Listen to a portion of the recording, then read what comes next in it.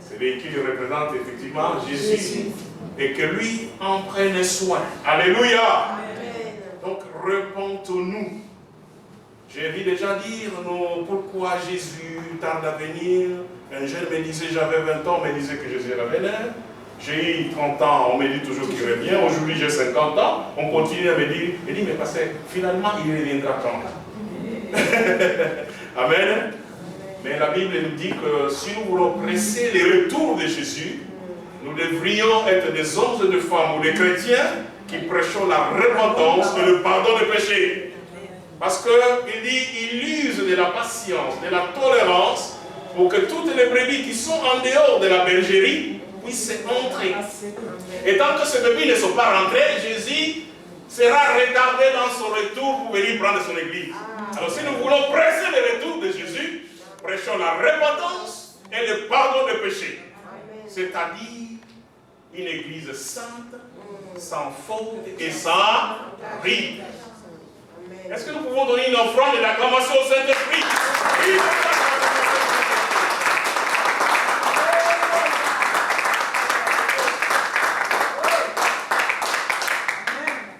Merci Pasteur Omari pour cette présentation de biographie exhaustive. Peut-être qu'il y en a qui ont des questions, des points que vous auriez aimé voir développer davantage. Ne vous en faites pas, tout à l'heure vous aurez l'occasion de questionner la prophétesse directement. Donc réservez bien vos questions. Donc, avant d'appeler la prophétesse, je vais inviter maintenant le pasteur Bellama qui va nous présenter la bibliographie, donc l'ensemble des livres de l'œuvre scripturaire, Oui. de la prophétesse Sylvie Djongo. Et les livres, c'est quelque chose d'important et d'essentiel. Et la Bible, dans bien des passages, fait souvent référence aux livres. L'apôtre Paul à Timothée. Et j'ai en mémoire le passage de Daniel, lorsque Daniel dit qu'il a compris par les livres, il a compris que le temps était venu. C'est Daniel plutôt. C'est Daniel. Oui. Il a compris par les livres. Donc, lire, c'est quelque chose d'essentiel. Pour comprendre, il faut lire. Il y a des choses qu'on ne comprendra pas, qu'on ne saisira pas, tant qu'on ne lit pas, parce qu'elles sont consignées dans les livres. Et donc, c'est important. Et les gens n'écrivent pas pour rien. On écrit parce qu'on a des choses à dire, on a des choses à communiquer. Il est donc essentiel d'aller dans les livres. On est entre nous là. Je prends juste 2-3 minutes. Il y a longtemps, il y a sur Internet un texte qui circulait et qui disait, c'était un blanc qui parlait, qui disait, si vous voulez cacher quelque chose à un noir, écrivez-le dans un livre. Vous êtes sûr qu'il ne le trouvera pas. Pourquoi? Parce que les noirs sont réputés ne pas lire. Et ça, c'est un problème. Je suis persuadé que dans cette salle, il y a des gens qui ont acheté 5 livres de la prophétesse Sylvie Djongo et qui ne l'ont pas lu, qui ne les ont pas lu. Est-ce que j'ai tort? Il y en a certainement. Et ça, c'est un problème. Il faut lire. On n'achète pas les livres pour les exposer dans sa bibliothèque pour dire voilà, j'ai une bibliothèque garnie, c'est plein de beaux livres, etc. Non, ça ne sert à rien si les livres sont dans la bibliothèque. Ils ne servent à rien. Il faut les lire. On les achète pour les lire. C'est parce qu'on se nourrit de la connaissance qui est consignée dans les livres pour avancer. Ça nous instruit, ça nous aide, ça nous éclaire. C'est capital de lire. Sinon, la prophétesse, si vous achetez les livres, c'est bien d'acheter les livres, ça fait, voilà, ça, au moins ça permet de payer les frais d'imprimerie, etc. Mais on achète avant tout le livre pour le lire, il faut qu'il nous soit utile.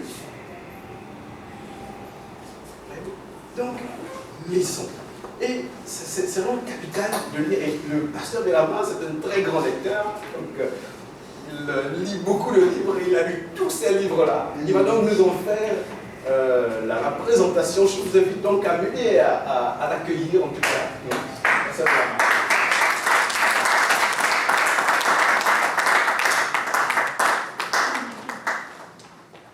Donc, bonsoir à tous. Alors j'aimerais saluer le peuple de Dieu, les hommes de Dieu qui sont là, et la prophétesse Sylvie Djongo qui est l'auteur de ces livres dont je vais parler. Alors, on m'a dit qu'il y a très peu de temps parce que la salle va être libérée pour ceux qui arrivent après. Donc, je vais juste, moi, vous donner envie de les lire, ces livres-là. C'est vrai qu'il y a une, comment dirais-je, il y a un gros problème que nous avons, il faut le reconnaître, qui a été signalé, l'idée que nous n'aimons pas lire. Et même le rapport que nous avons parfois à notre Bible est parfois difficile, la simple lecture. Or, effectivement, il y a cette insulte qui fait très mal, l'idée que, merci de le rappeler, l'idée que bon, le noir ne lit pas beaucoup, et c'est bien dommage. Parce que quand nous sommes des chrétiens dans la salle, je suis moi impressionné par le nombre de fois où Dieu dit aux prophètes d'écrire.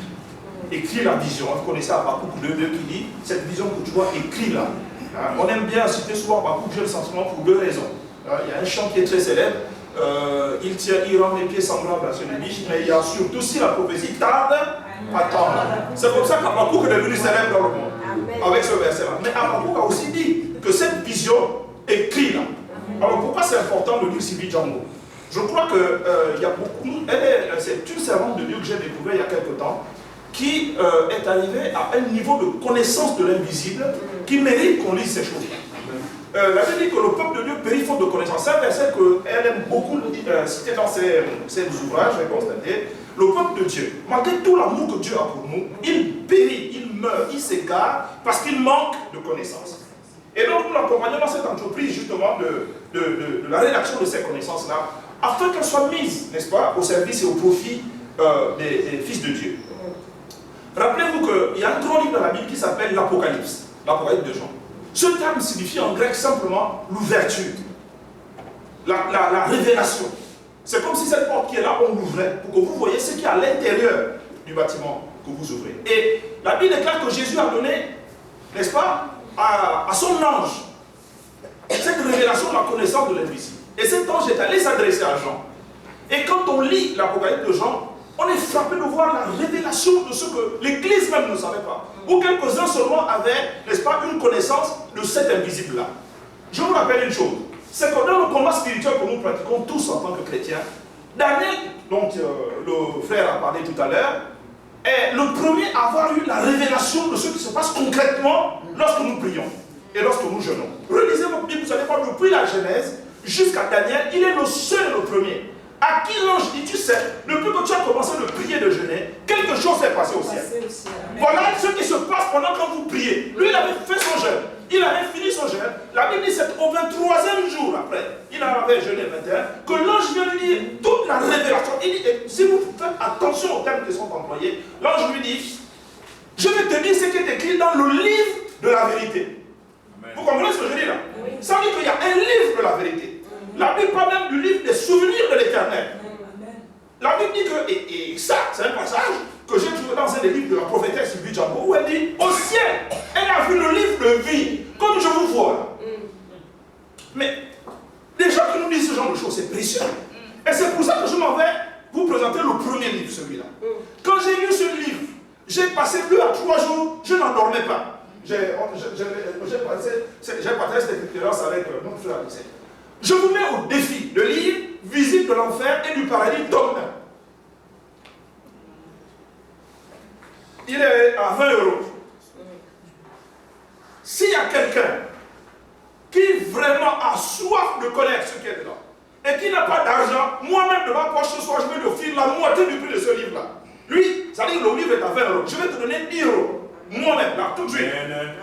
Et toi, tu vas ajouter 10 €. S'il y a quelqu'un comme ça dans la salle qui se lève et qui vient de prendre, je lui donne 10 € tout de suite pour ce livre. Viens, ma soeur.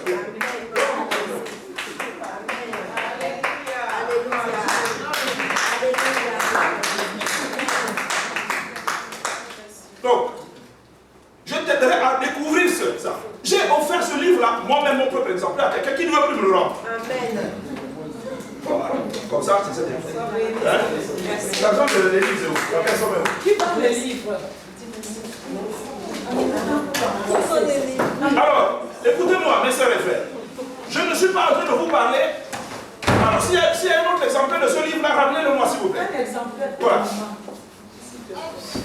Alors, moi, je vous parle, mes frères et sœurs. Ce qui se trouve contenu dans ce livre-là est tellement précieux que j'avais dit à la prophétesse que moi-même j'aimerais en acheter un carton pour distribuer gratuitement. Pourquoi? Parce que dans ce livre-là, qu'est-ce qu'on je vais faire comme on dit avec les films. Hein. Je ne vais pas tout vous raconter pour que je ne coupe pas l'envie de regarder le film après. Donc je vous dis seulement un peu comme ça. Je vais vous provoquer, je vais vous titiller. Merci ma soeur. Ce livre-là, il faut le lire. Le titre est simple et clair. Visite. Vous comprenez ce que je dis là? Visite. Ce n'est pas non, parce qu'aujourd'hui, hein, il y a un problème dans l'église. Les hommes et les femmes me disent, comme Sylvie Django écrit des livres, moi aussi il faut que j'écrive. Non, elle, c'est pas comme ça. Je dis ça pas pour la flatter, je dis parce que moi-même j'ai lu. Il n'y a que Dieu qui connaît comment je souffre avec les livres là. Vous comprenez ça? Donc je sais ce qu'il y a dedans. Je les ai lus. C'est pourquoi je vous dis les frères et les sœurs, achetez ces livres-là. Pourquoi? Parce que premièrement, elle nous parle dans ce livre-là de l'expérience de l'enfer. Nous tous là, on connaît, on a entendu parler de l'enfer. Moi quand j'étais jeune, j'étais à l'église catholique. On nous a prêché les premières choses sur l'enfer. Donc mon père travaillait dans un coin reculé du Gabon, mon pays. Et là-bas, le pain, on n'achetait pas comme ici. Là-bas, c'était un grand four avec un feu dedans. Et vous attendez que le boulanger finisse le pain dedans. Seulement à la distance de ce mur-là, de ce four-là, le feu, la force du feu vous pousse jusqu'ici. Et je dis, ah, déjà là, le four-là, ça chauffe comme ça à cette distance-là. Mais l'enfer, c'est comment? Et elle est allée visiter cet enfer. Mes frères, quand vous lisez ça, tout de suite, vous avez envie de tomber sur vos genoux pour dire, je ne peux pas aller là. Rappelez-vous quand Jésus a parlé de Lazare et du riche, il n'a pas dit que c'était une parabole. Hein. Parce que la parabole, c'est une énigme, c'est comme une forme de proverbe qu'on vous raconte pour vous donner une leçon. Mais ça, c'est une histoire réelle. Et dans l'enfer, il y a un homme qui a dit, quand il était vivant, il ne se préoccupait pas de son âme et de son salut. Hein. Mais là-bas, il est devenu un évangéliste redoutable. Il a dit, moi je veux aller dire, lui envoyer, aller dire à mes frères, de tout faire pour ne pas venir ici. Mais ce que Sylvie Django a vu en enfer est strictement ce qui est écrit noir sur blanc dans les évangiles. Comment les gens crient, comment les gens souffrent, comment les démons travaillent. Il y a des révélations incroyables dans cette première partie. Comment Jésus pleure parce que les gens qui ont été chrétiens dans leur vie se retrouvent là-bas. Comment des gens partent en enfer avec la Bible en main. Ils parlent en langue, il a la Bible, mais ils se retrouvent en enfer. Combien de pasteurs? Elle dit même qu'il y a des quartiers là-bas. Où ça c'est le quartier de ceux qui parlaient en langue, qui étaient chrétiens. Ça c'est le quartier de ceux qui étaient pasteurs. Ça c'est le quartier. Et là-bas on connaît, il y a des